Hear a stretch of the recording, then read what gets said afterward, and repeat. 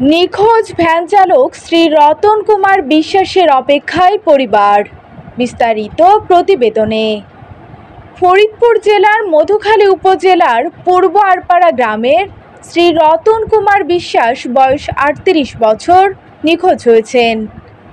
৩ দিন পার হয়ে যাওয়ার পরও খোঁজ মেলেনি তার। গত ১৪ এপ্রিল সকালে বাড়ি থেকে ভ্যান গাড়ি নিয়ে বের হয়ে যায়। এরপর থেকে খোঁজ মেলেনি শ্রী রতন কুমার বিশ্বাসের। সন্তান হারিয়ে কেঁদে বুক ভাসাচ্ছেন মা বাবা ও শ্রী রতন কুমার বিশ্বাসের স্ত্রী।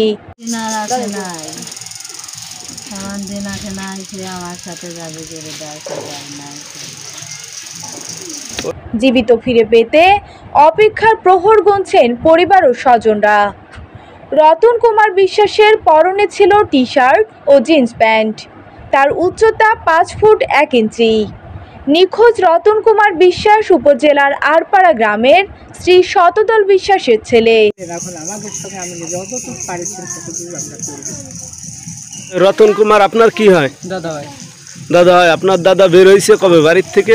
সোমবার সকালে বের হয়েছে, সন্ধ্যার পরে খোঁজ পাওয়া যায়নি। খোঁজ খবর আপনার কি নিয়মিত খোঁজাখুঁজি করছেন কয়দিন ধরে? হ্যাঁ, করছিলাম, এখনো কোনো খোঁজ খবর পান নাই। আপনাদের কি এলাকায় বা অন্য কোনো জায়গায় আত্মীয় স্বজন কারো বলে কোনো সন্দেহ হয়?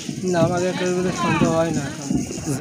নিখোঁজ রতন কুমার বিশ্বাসের বাবা মধুখালী থানায় একটি সাধারণ ডায়েরি করেন। যদি কোনো সহৃদয়বান ব্যক্তি তার সন্ধান পেয়ে থাকেন তাহলে 01729588250 নাম্বারে যোগাযোগ করার জন্য অনুরোধ করা হলো।